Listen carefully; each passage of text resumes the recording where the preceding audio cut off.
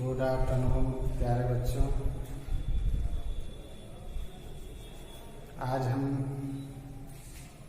Class 10 science physics के अंतर्गत जो है लाइट लेसन का प्रकाश का परावर्तन रिफ्लेक्शन ऑफ लाइट आज अध्ययन करेंगे। इसके पहले वाले वीडियो में आप लोगों ने जो है प्रकाश के बारे में और प्रकाश के गुण के बारे में आप लोगों को बताया गया। उसके आगे जो है अब हम लोग जो है प्रकाश का परावर्तन पढ़ेंगे कि प्रकाश का परावर्तन क्या होता है और प्रकाश के परावर्तन के नियम क्या है। ये दो चीज़ों का अध्ययन हम लोग आज आप लोग करेंगे। सबसे पहले प्रकाश का परावर्तन जानते हैं क्या है क्या।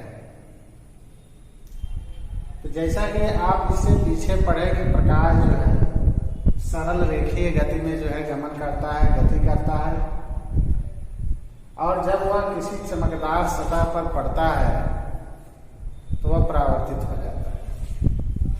जैसे आप लोग देखे होंगे कि अगर शीशे का कोई टुकड़ा लेकर बाहर चला जाता है धूप में और उससे जो है अंधेरे कमरे के में जो है घर में जो है वो फोकस लाता है, उसके लिए एक आश्चर्य की बात होती है कि वहां से प्रकाश कैसे वहां चला आता है। तो एक्चुअली होता क्या है, उसको एक सिंपल भाषा में हम समझते हैं कि सूर्य से प्रकाश की किरणें जो है उस शीशे पर, उस दर्पण पर पड़ती हैं, क्योंकि वह चिकना सतह होने के कारण उसका सतह जो है चिकनादार जो है होने के कारण वहां से परावर्तित होगा और वह कहाँ चला जाता है, उस अंधेरे कमरे में या जहां उसको आप ले जाना चाहते हैं वहां चला जाता है। तो वह एक प्रकाश के परावर्तन का ही वह एग्जाम्पल है, ठीक है ना, कि जब कोई प्रकाश की किरण किसी चमकदार सतह पर पड़ती है तो वह वहां से दूसरे दिशा की ओर मुड़ जाती है, दूसरे दिशा की ओर मुड़ जाती है। इस प्रकाश के दूसरे दिशा, प्रकाश का चमकदार सतह पर पड़कर दूसरे दिशा में मुड़ जाना, ठीक है, ये जो प्रोसेस होता है, प्रक्रिया होती है, यही प्रकाश का परावर्तन या रिफ्लेक्शन ऑफ लाइट करते हैं इसको। ठीक, जब कोई प्रकाश की किरण किसी चमकदार सतह पर पड़ती है तो वह दूसरे दिशा में मुड़ जाती है। तो इसी प्रक्रिया को क्या कहते हैं, प्रकाश का परावर्तन कहते हैं। जैसे यहाँ पर M1 और M2 एक चमकदार सतह है, ठीक है, चमकदार सतह है और किसी स्रोत से एक प्रकाश की किरण A, इसका हमने नाम रख दिया है A, प्रकाश की किरण A पड़ती है या चमकदार सतह के O बिंदु पर पड़ती है और यहां से अब B दिशा की ओर चली जाती है, B दिशा की ओर चली जा रही है। तो इसको ही प्रकाश का क्या कहते हैं, परावर्तन कहते हैं। एक यदि बीच में एक काल्पनिक रेखा खींचा जाता है, इसको अभिलंब कहा जाता है, ठीक है, इसको अभिलंब कहा जाता है। और ये जो पहली वाली किरण जब इस पर पड़ती है इसको आपतित किरण बोलते हैं। क्या बोलते हैं, आपतित किरण बोला जाता है इसको, आपतित किरण। आपतित मतलब आके गिर जाना, ठीक है, यह आपतित कहलाता है। इसको अब यह परावर्तित हो जा रही है तो यह परावर्तित किरण होता है।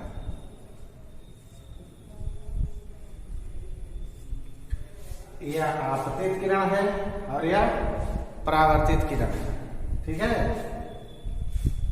यह जो है आपका अभिलंब कहलाता है।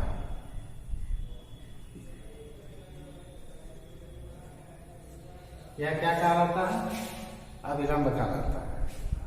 ये जो कोण होता है या आपतन कोण कहलाता है, आपतन कोण। और यह जो कोण होता है परावर्तन कोण कहलाता है। ठीक है, आपतित किरण, परावर्तित किरण, अभिलंब, और यह जो कोण है आपतन कोण, यानी आपतित किरण और अभिलंब के बीच जो कोण बन रहा है यह आपतन कोण है। परावर्तित किरण और अभिलंब के बीच जो कोण बन रहा है वह परावर्तन कोण है। ठीक है, यह प्रकाश का परावर्तन है। जब किसी चमकदार सतह पर कोई प्रकाश की किरण पड़ती है तो उस पर पड़कर वह दूसरे दिशा में मुड़ जाती है। इसी मुड़ने को, इसी प्रकाश को दूसरे दिशा में चले जाने को प्रकाश का परावर्तन कहते हैं। रिफ्लेक्शन हो जाता है वहां से। यह चूंकि होता क्या है एक्चुअली, ये चमकदार सतह होने का पीछे पेंट किया गया है। पेंट करके इस सतह को, चमकदार सतह को अपारदर्शी बना दिया गया है। क्या बना दिया गया? प्रकाश क्या होगा, इससे पड़कर सीधे इसको आर पार तो कर नहीं सकता है क्योंकि यह अपारदर्शी हो गया है। अब यह प्रकाश होता क्या है कि यहीं से यह दूसरे दिशा में चला जाता है। ठीक है, प्रकाश पड़कर वहां से किसी दूसरे दिशा में चला जाता है, इसी को प्रकाश का परावर्तन।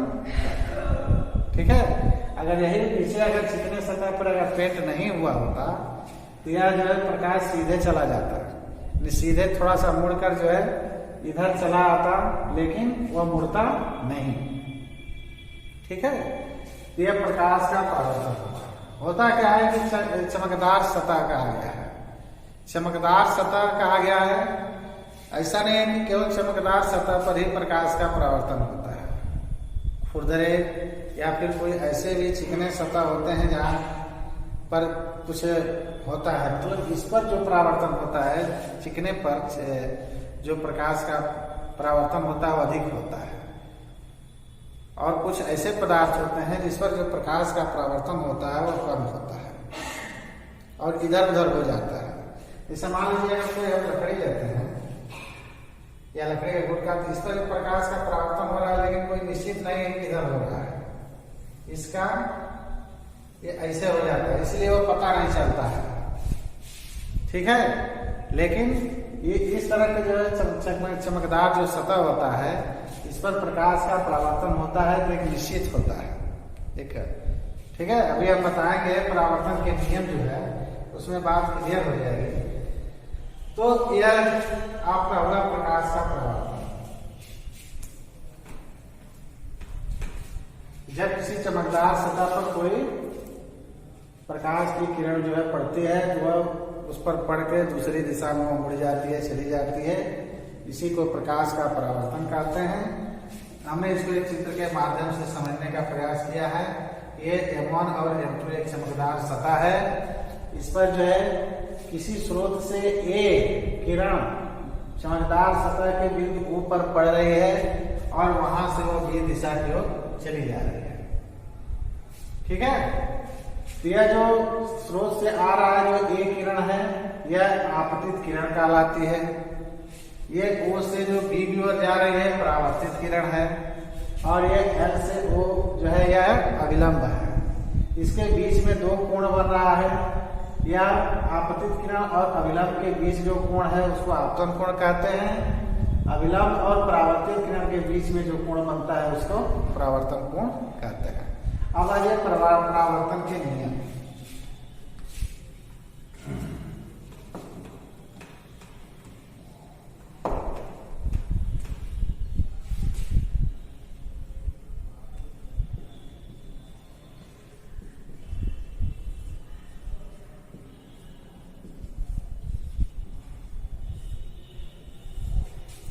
परावर्तन के नियम, ये दो नियम होते हैं।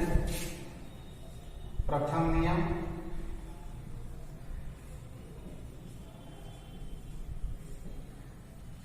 और द्वितीय नियम।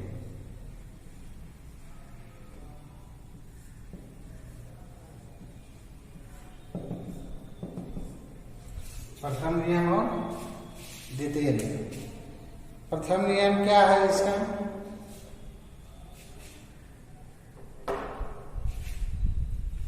प्रथम नियम इसका क्या कहलाता है? तो प्रथम नियम इसका यह है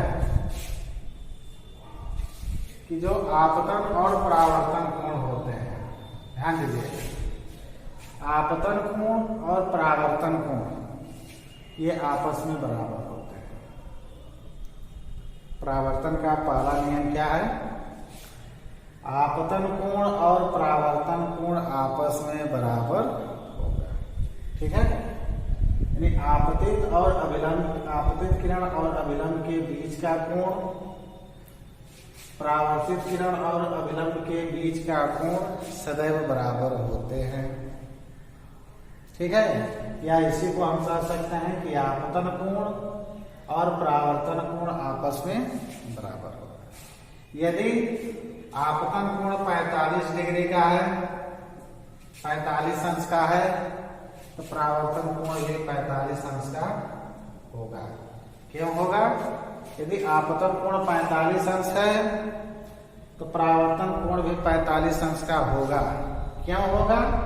क्योंकि परावर्तन का यह नियम है कि आपतन कोण और परावर्तन कोण आपस में बराबर होते। ठीक है, यदि आपतन कोण, परावर्तन कोण जो है 45 अंश का है तो आपतन कोण भी 45 अंश का होगा। क्यों होगा? क्योंकि यह परावर्तन का नियम है कि आपतन कोण और परावर्तन कोण आपस में बराबर होते हैं। ठीक है, यह पहला नियम हमारे ख्याल से आप लोग समझ गए होंगे कि आपतन कोण, या इसको कह सकते हैं कि आपतित किरण और अभिलंब के बीच का कोण, परावर्तित किरण और अभिलंब के बीच का कोण आपस में बराबर होते हैं। वैसे नहीं कर सकते हैं तो आप इस तरह भी कह सकते हैं कि आपतन कोण और परावर्तन कोण आपस में बराबर होते हैं। ठीक है, यदि आपतन कोण 45 डिग्री का है तो परावर्तन कोण भी 45 डिग्री का होगा। यदि परावर्तन कोण 45 डिग्री का है तो आपतन कोण भी 45 डिग्री का होगा। क्यों होगा? क्योंकि ये दोनों कोण आपस में बराबर होते हैं। परावर्तन का प्रथम नियम यही कहता है। ठीक है, परावर्तन का प्रथम नियम यही कहता है। अब आ जाइए दूसरा नियम क्या है। दूसरा नियम यह है इसका कि आपतित किरण, अभिलंब और परावर्तित किरण। ठीक है, आपतित किरण, अभिलंब और परावर्तित किरण ये तीनों एक ही तल में स्थित होते हैं। यानी कि ये तीनों जो है ये यहाँ O बिंदु पर जो है क्या है, स्थित है। यानी तीनों का जुड़ाव वहीं पर है, O बिंदु पर। तीनों अपनी अपनी मुंडी जो है वहीं पर लगा हुआ है। ठीक है, तीनों लोग जो है वहीं से निकल रहे हैं, या वहीं पर तीनों लोग एक दूसरे से मिल रहे हैं उसी तल पर। यह भी एक द्वितीय नियम इसका कहलाता है कि आपतित किरण, अभिलंब, परावर्तित किरण तीनों एक ही तल पर स्थित होते हैं। तीनों एक ही तल पर स्थित होते हैं। दूसरा नियम क्या इसका कहलाता है परावर्तन का? कि आपतित किरण, अभिलंब, परावर्तित किरण तीनों एक ही तल पर स्थित होते हैं। तीनों एक ही तल पर स्थित होते हैं। जैसे यहाँ पर मान लीजिए कि आपतित किरण A है, अभिलंब L है और परावर्तित किरण O है। ये तीनों जो है एक बिंदु O पर जो है क्या है, स्थित है। एक बिंदु O पर स्थित है। वह O जो है तल है, उसी तल पर जो है स्थित है। ठीक है, ये परावर्तन के दो नियम होते हैं। ये दोनों नियम आप लोगों को पढ़ाते हैं। ठीक है,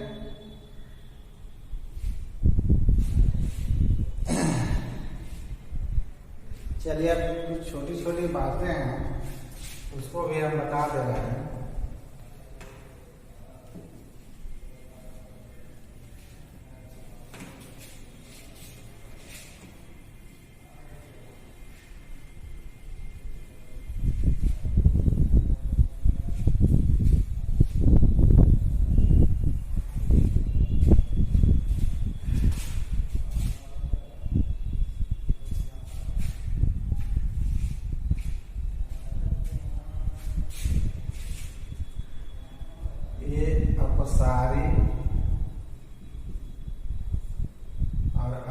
अपसारी।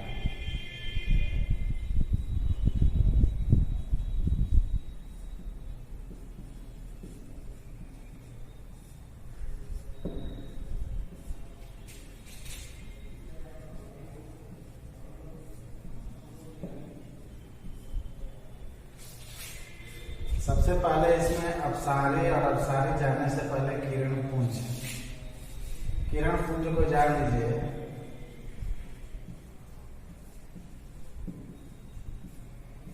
किरण पुंज, पुंज माने समूह होता है, ठीक है, यानी किरणों का जो समूह होता है उसी को क्या बोलते हैं,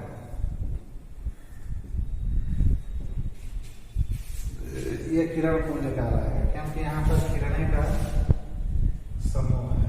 ये किरण पुंज है।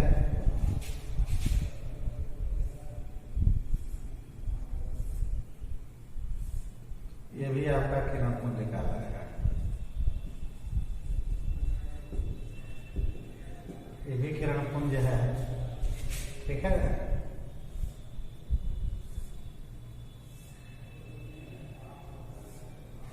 ये भी किरण पुंज है। देखा ना, किरण पुंज ये भी है।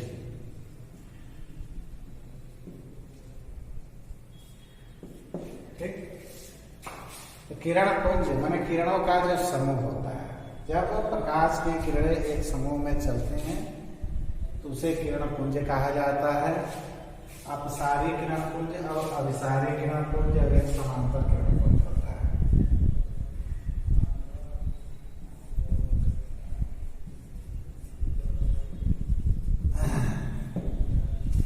अपसारी किरण पुंज, अभिसारी किरण पुंज और समांतर किरण पुंज, इन तीनों को जान लीजिए। जब प्रकाश की किरणें समांतर रूप में चलती हैं, ठीक है, समांतर एक दूसरे के समांतर चलते हैं, उन किरणों के समूह को क्या बोला जाता है, समांतर किरण पुंज बोला जाता है। क्या बोला जाता है, समांतर किरण पुंज उसे कहा जाता है।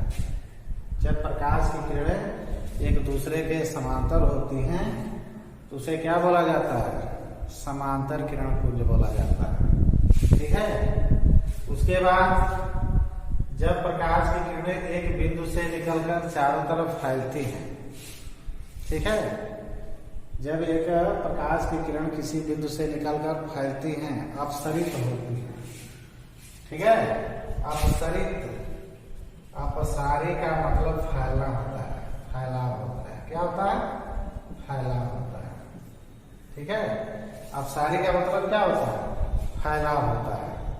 जब प्रकाश की किरण जो है क्या होती है, अब किसी एक बिंदु से अपसरित होती हैं, फैलती हैं। जब किसी एक बिंदु से अपसरित होती है, फैलती हैं, तो उस किरण पुंज को जो है क्या कहा जाता है, अपसारी किरण पुंज कहा जाता है। क्या कहा जाता है, अपसारी किरण पुंज कहा जाता है, ठीक है।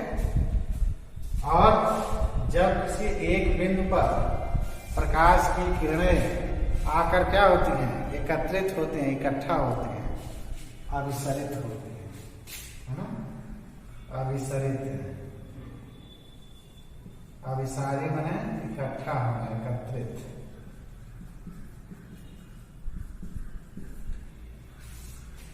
किसी एक बिंदु पर प्रकाश की किरणें कहीं से आकर क्या होती हैं, इकट्ठा होती हैं, तो उसे क्या बोलते हैं, अभिसारी किरण पुंज बोलते हैं। ऐसे किरणों के समूह को अपसारी किरण समूह जो है कहा जाता है, ठीक है। कभी आप लोग जो है चश्मे को देखे होंगे, कोई लड़का पा जाता है चश्मा, तो उसको धूप में जो है उसके नीचे एक कागज रखकर जो है क्या करता है, जला देता है, जादू दिखाता है कि देखिए हम जो है जादू हमने क्या कर दिया है, दिखा दिया है। इस चश्मे से, धूप से हमने कागज को क्या कर दिया, जला दिया है। एक्चुअली वो होता क्या है, तो जो चश्मे में होता है वो एक लेंस होता है, और वो कौन सा लेंस होता है, उत्तल लेंस होता है। कौन सा लेंस होता है, अब प्रकाश से जैसे मान लीजिए कि सूर्य से किरणें हैं, सूर्य से किरणें जो है आ रही हैं, ठीक है, और ये जो होता है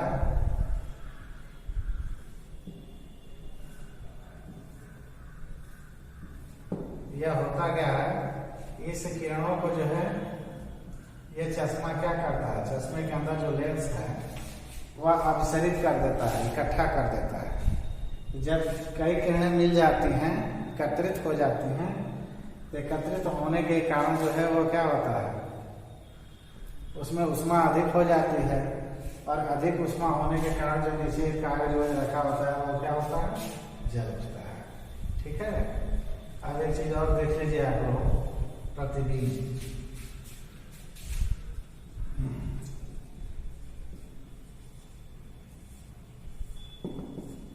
प्रतिबिंब, ठीक है, इमेज।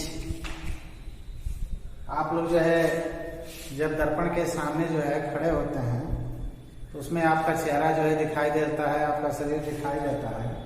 वह होता क्या है, वह आपके शरीर से जो है प्रकाश की किरणें उस दर्पण पर पड़कर रिफ्लेक्शन होता है और पुनः हमारी आंखों तक वह प्रकाश आता है, तो दर्पण वो प्रतिबिंब के रूप में हमको दिखाई देता है ना। तो वह प्रतिबिंब के रूप में हमको क्या होता है, दिखाई देता है। ठीक है। तो प्रतिबिंब जो है दो प्रकार के होते हैं, एक आभासी होता है और दूसरा एक आभासी होता है, दूसरा वास्तविक प्रतिबिंब होता है।